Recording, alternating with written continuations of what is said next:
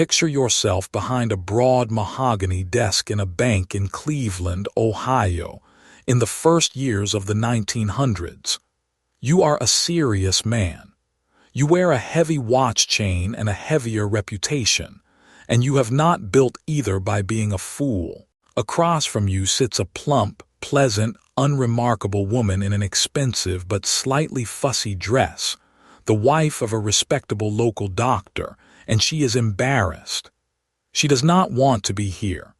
She lowers her voice, glances at the door, and tells you she needs a loan, quietly, discreetly, and she would rather die than have it talked about. And then, with a trembling gloved hand, she slides a folded piece of paper across the desk toward you. You open it. It is a promissory note, a pledge to pay an enormous sum of money, more than this whole branch clears in a year, and at the bottom, in a firm, confident hand, it is signed by a name you have read 100 times in the newspapers. Andrew Carnegie, the richest man in America, the Steel King, the man whose fortune is so vast that people have genuinely lost the ability to imagine it. And the woman leans in and she whispers the thing she has sworn you to secrecy about, the thing that makes your mouth go a little dry. She is his daughter, his secret, illegitimate daughter. And there is more where this came from, millions more, held in trust, waiting. She only needs a little now, quietly, against what is coming. Now, hold that woman in your mind, the shy one, the embarrassed one, the one who so badly does not want a fuss. Because Andrew Carnegie has never met her. He does not know she exists. That signature is a forgery, and not even a very good one. And she is about to walk out of your bank with a fortune of your money, the way she has walked out of a dozen banks before yours, and the way she will walk out of a dozen more, because not one of you serious, sensible men is going to do the one simple thing that would end it in a heartbeat. Not one of you is going to ask Carnegie. And by the time we are done, you are going to understand exactly why not, and I promise you, the reason is sitting a great deal closer to home than you would like. Hello, I'm Eddie. Come in, sit down, mind the coat. If you're new here, this is the corner of the internet where I take the greatest cons in history down off the shelf, hold them up to the light, and quietly marvel at the craftsmanship. Because I am, and I'll not pretend otherwise, a man with a hopeless weakness for a beautiful swindle. I've never run one. Let's get that on the record before my lawyer faints. The closest I ever came was a scheme with my mate Sully to buy a job lot of umbrellas cheap and sell them in the rain at a markup. And it did not rain for 5 weeks, and Sully had spent the float on a very optimistic pair of shoes. So no, I'm not the operator. I'm the fellow in the cheap seats leaning forward, whispering how on earth did she do that. And she is exactly why we're here tonight, because most of my beautiful liars have been men, and this one was a small, soft-spoken, entirely ordinary-looking woman, and she may be the nerviest of the lot. She didn't sell a bridge she didn't own. She didn't forge a painting. She did something far stranger and far bolder. She convinced the hard-headed bankers of an entire American city that she was the secret child of the richest man alive. And then she let them fall over each other to shovel money at her. Money she had no way on earth to repay. And the reason they did it will tell you something genuinely uncomfortable about how trust actually works. Her name, the one history remembers, was Cassie Chadwick, though she wore a good many names before that one. And I have to warn you, this is a story where you'll spend the first half laughing at the greedy men who fell for it, and the second half realizing you'd have signed the check yourself. So let me tell you about the woman who made banks beg to lend her a fortune that did not exist. Here's what we can say with reasonable confidence. And then I'm going to be honest with you about the parts we can't, because that honesty is the whole difference between history and a good yarn. The woman the world came to know as Cassie Chadwick was born Elizabeth Bigley in Eastwood, in Ontario, Canada, in 1857, though even that you'll see given as 1859 in some places, so we're already inside the fog. She was Canadian, not the exotic heiress she'd later pretend to be, and her con against the banks of Cleveland was not some sudden mad idea from a respectable doctor's wife. It was the masterpiece at the end of a lifetime of practice, because Elizabeth Bigley had been running frauds under a parade of different names since she was a teenager. Now here is where I keep my promise. A great deal of what gets told about this woman is exactly that, told and retold and buffed a little shinier each time. The newspapers of the day were absolutely besotted with her. They called her the Queen of Ohio, the High Priestess of Fraudulent Finance, and they printed every juicy detail they could get and cheerfully invented the ones they couldn't, which means a lot of the delicious specifics you're about to hear. The exact words of the famous scene at Carnegie's mansion, the precise figures, the more lurid chapters of her early life are colorful and contested, and some of them have almost certainly grown in the telling. So when I give you a number, here and about in front of it, when I hand you a perfect little scene, know that it's the story people told, which is not quite a sworn fact. But the spine of it, a woman who forged Andrew Carnegie's signature, passed herself off as his hidden heir, borrowed a fortune from banks that were too greedy and too ashamed to check, and died in prison for it, that part is solid as steel. And the spine is more than enough. So let's start at the beginning, because you cannot understand the masterpiece without the apprenticeship. Elizabeth Bigley discovered her talent early, and it was a very specific talent. She could make people believe she was richer than she was. As a young woman, the stories go, she was arrested after trying to borrow against an inheritance that did not exist, waving forged letters that spoke of a dead uncle and a fortune coming her way. Even then, in her teens, the shape of the whole life is already there in miniature. The invented wealth, the paperwork that lies, the loan taken against a future that will never arrive. She married briefly more than once. She moved to the American side of the border, to Cleveland and to Toledo, and she reinvented herself as a woman of mystery, a clairvoyant, a fortune teller, telling fortunes under names that were not hers. The most famous of these masks was Madame Lydia de Vere, a seer who would, for a fee, part the veil and tell you your future, which is a lovely job for a con artist when you think about it, because the whole trade is convincing a stranger that you have access to something they can't see and can't check. Under that name and others, she kept drifting into the same old habit, and eventually a forgery caught up with her, and she was convicted, and she went to prison, and she was paroled. I'll flag, by the way, that some of the racier chapters people attach to these years, including a spell said to be spent running a brothel, are exactly the sort of detail the press loved and the record struggles to pin down, so hold them loosely. But the pattern is not in doubt. Long before Carnegie, this was a woman who had spent decades learning one thing supremely well: how to make respectable people hand over money on the strength of a story and a piece of paper. And then, in 1897, she pulled off the most important move of the entire con, and it wasn't a forgery. It was a wedding. She married Dr. Leroy Chadwick, a widowed, well-off, thoroughly respectable Cleveland physician, and in doing so she bought the one thing no forged note could buy: a good name and a good address. She became Mrs. Cassie Chadwick, wife of the doctor, mistress of a fine house in a fine part of town. She wrapped herself in respectability like a warm coat, and a woman like that, settled, married, socially placed, is a woman nobody thinks to check. That is the platform. Now watch what she builds on it. To understand why the trick worked, you have to understand the world it worked in.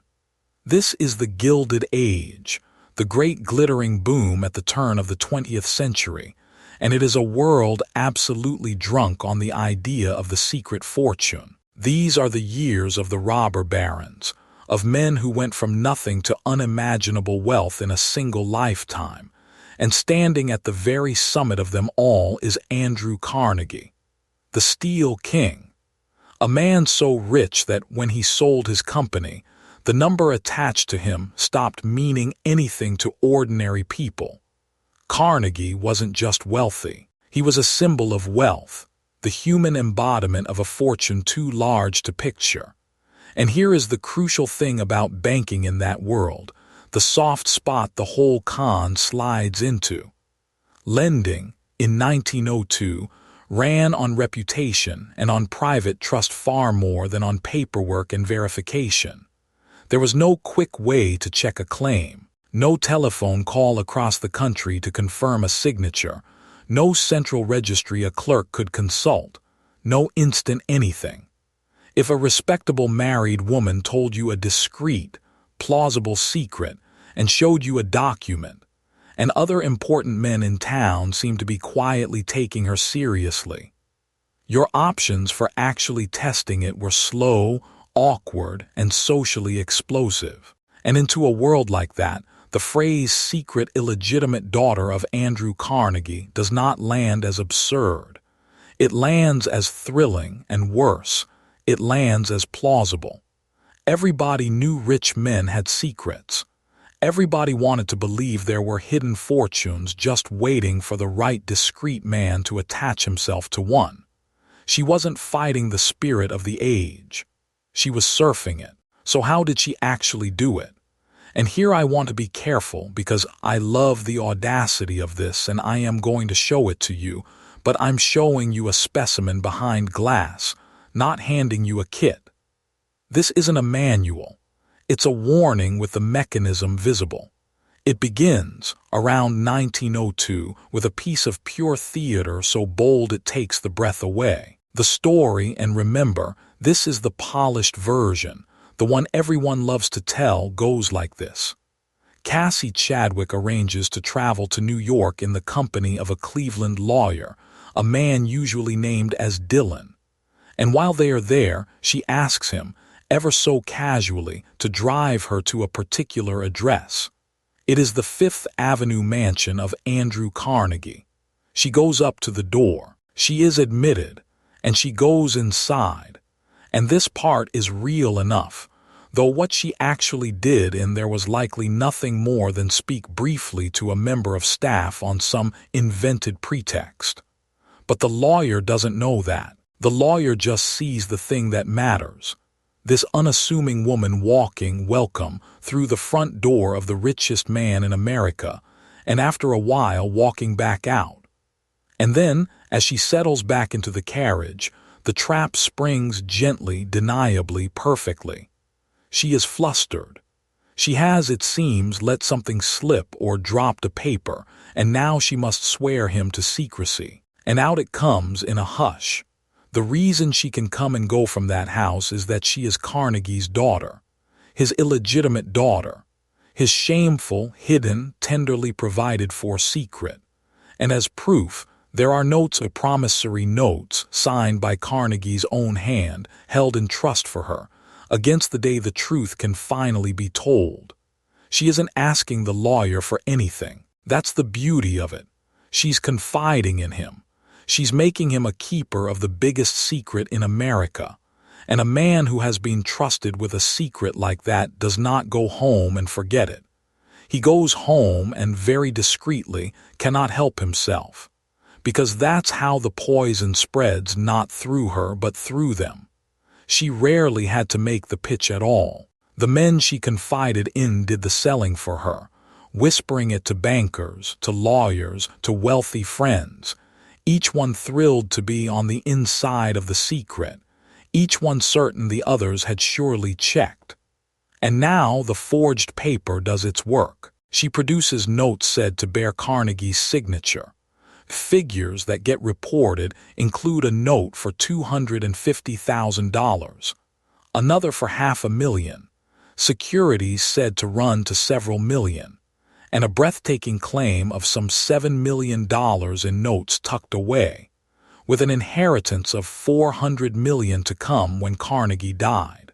Numbers designed not to be believed so much as to be feared, sums so vast that a banker's greed did the rest. Rule one of any con, my friend. You never really sell a person a lie. You find the thing they are already aching to believe, that they are special, that they've been let in, that a fortune has quietly chosen them, and you simply agree with them, warmly, and let them talk themselves the rest of the way.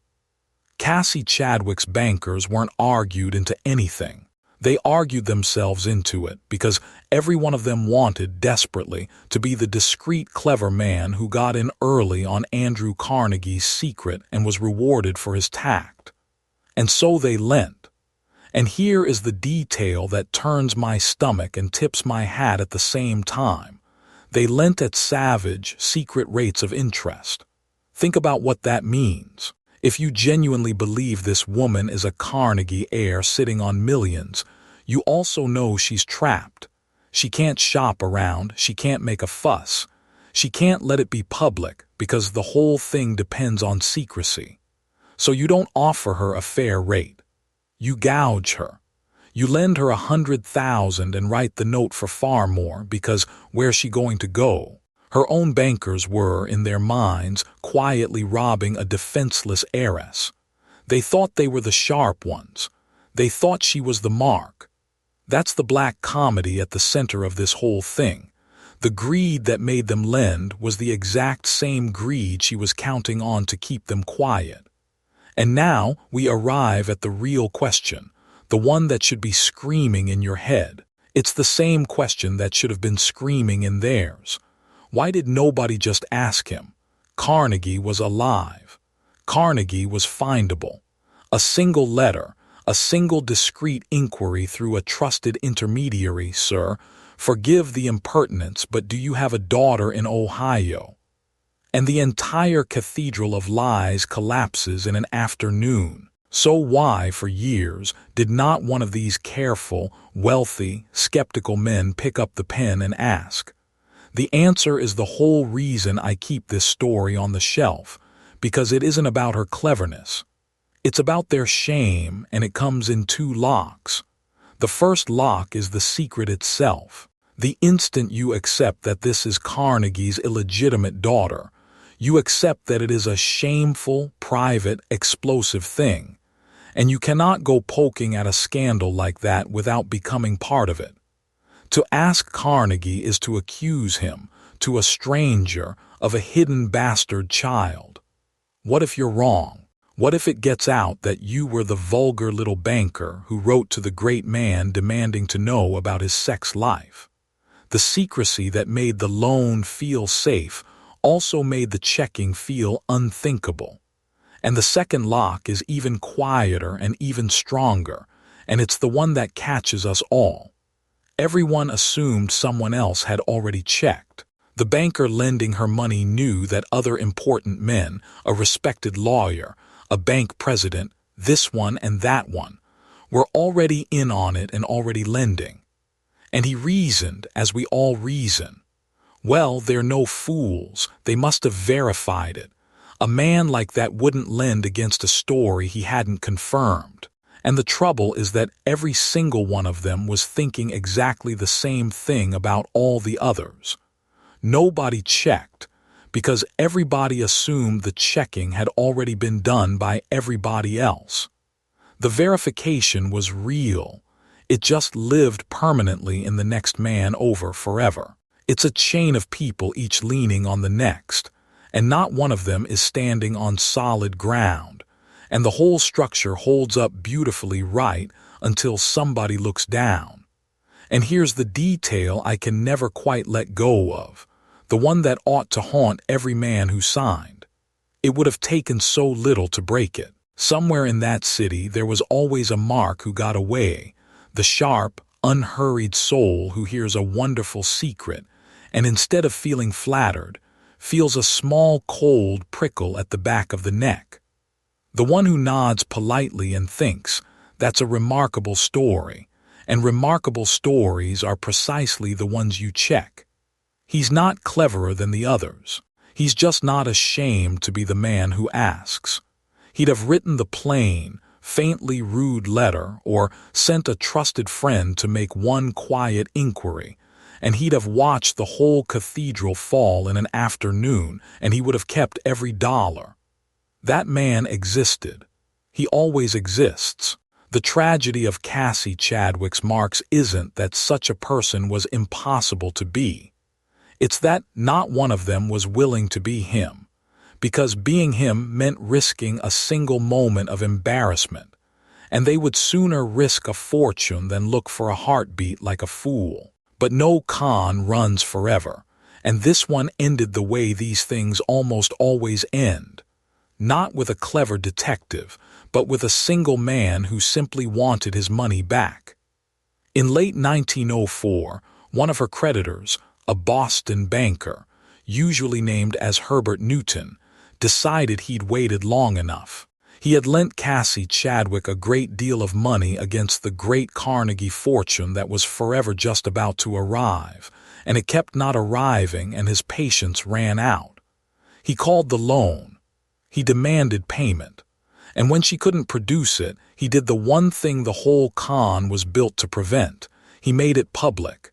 He sued, and the moment it went public, the spell broke everywhere at once, because now all the other secret lenders discovered they were not the only one. Picture the horror dawning across a whole city of important men, each realizing in the same week that his private, clever, exclusive arrangement with the Carnegie heiress was neither private nor exclusive nor clever, that there were dozens of them, that they had all been lending against the same imaginary fortune, that the notes were forgeries, and that the sums, added together, were catastrophic.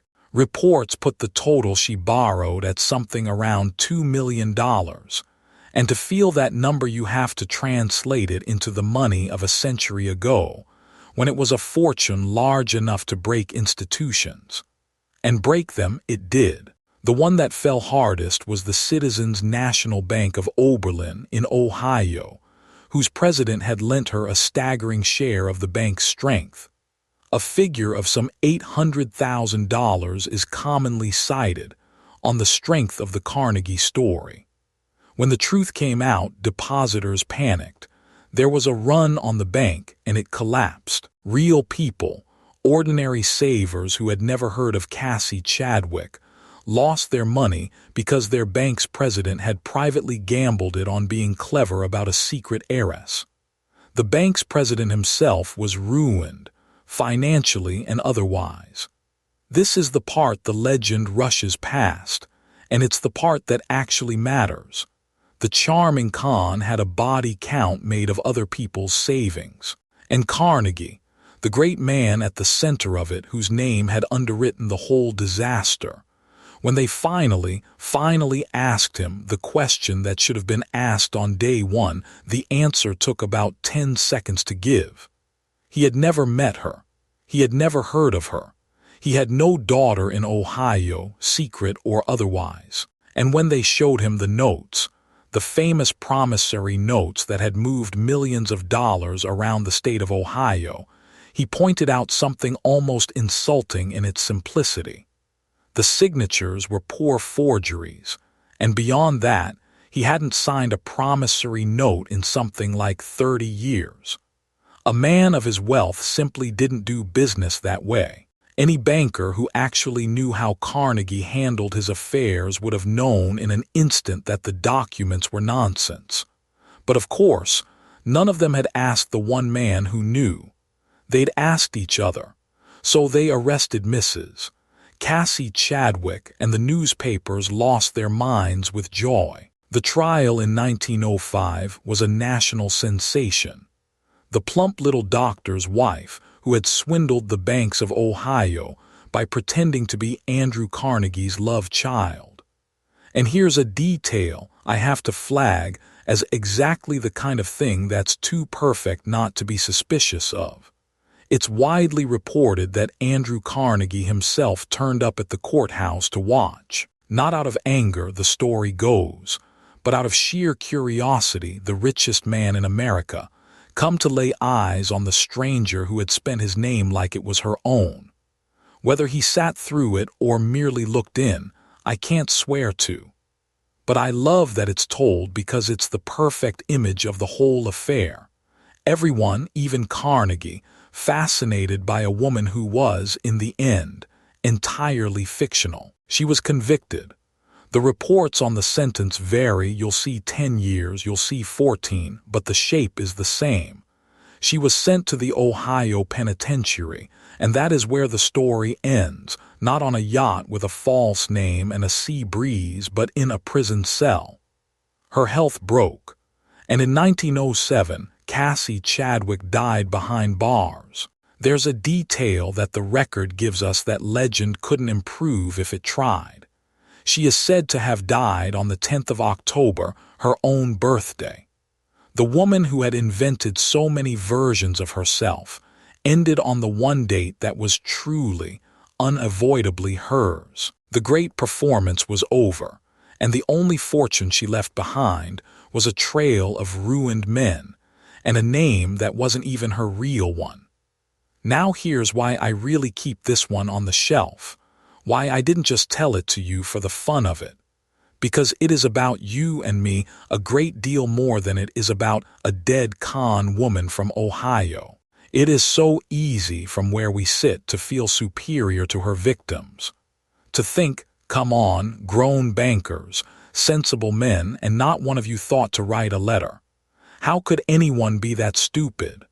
But that comfortable, superior feeling is the exact blind spot the whole con lived inside. Because they weren't stupid. They were greedy, yes, but more than that, they were caught in a trap made of politeness and shame, and the assumption that somebody else had done the work. Every ingredient that ruined them is sitting inside you right now. The reluctance to ask an awkward question, the embarrassment of being the one who doubts out loud, the quiet, reasonable assumption that if everyone else is going along with something, it must have been checked by someone somewhere. And you do this. I do this. Every time you go along with a thing because questioning it would be rude, or would make you look paranoid, or would mean admitting you don't understand it. Every time you assume the expert, the crowd, the other investors, the nice official-looking website must have verified the thing you're about to trust your money to. My own nephew, sharp lad, thinks he's uncatchable, nearly lost his savings last year to a scam that worked on precisely this. A message dressed up as officialdom, and the quiet feeling that surely accompany this slick and this confident had to be real, that surely someone would have stopped it if it weren't. He caught it with about a minute to spare, and only because, for 1 second, he stopped asking, does this look legitimate, and started asking, have I actually, personally, checked this? Or am I just assuming someone else did? That one question is the whole defense. Because that is the single tell that would have saved every banker Cassie Chadwick ruined. Not does this look real. The forged note looked real enough. Not do other important people believe it. They all believed it all the way down. The question is, has anyone actually verified this at the source, or is everyone just quietly trusting the person next to them? The moment a thing depends on secrecy, on not making a fuss, on being too discreet or too polite to go straight to the source and simply ask, you are standing exactly where those bankers stood, holding a note signed by a man who never signed it. So that's my question for you, and I do read the comments, so come and find me down there. When have you gone along with something, signed it, bought it, believed it, trusted it, mostly because everyone around you seemed to, and it felt too awkward to be the one who stopped and asked the obvious question? Did you catch it, Or did it catch you? What was the thing you were too polite or too embarrassed to check, and how did it turn out? Tell me the story. Especially tell me the near misses, the ones where you nearly signed and something made you stop, because those are the ones that keep the rest of us honest. Don't be shy. We have all assumed the man next to us had checked. Put it below. And if you like sitting in the cheap seats with me, taking history's greatest cons apart to see what makes them tick, subscribe, and stick around. There's a new one every few days, and I've a whole gallery of beautiful liars still to introduce you to. The man who sold the same bridge twice a week, the forger who fooled an empire and got paid for it, the schemers whose sums could not possibly add up and who walked away rich anyway. I'll leave you with this. Cassie Chadwick didn't break into a single vault. She never picked a lock or forced a door. She simply understood that the strongest safe in the world is a person's fear of looking foolish, and she made an entire city guard her secret for her by making them ashamed to question it. Her victims weren't undone by a genius. They were undone by their own good manners and their own greed, holding hands. So the next time you find yourself about to trust something important, not because you've checked it, but because everyone else seems to have, and asking would feel awkward, do the one unglamorous, slightly embarrassing thing that would have saved every soul who ever lent that woman a dime. Go to the source and ask the rude question. I'm Eddie. Mind the shortcuts and mind your manners a little less. And that's how you lose your shirt.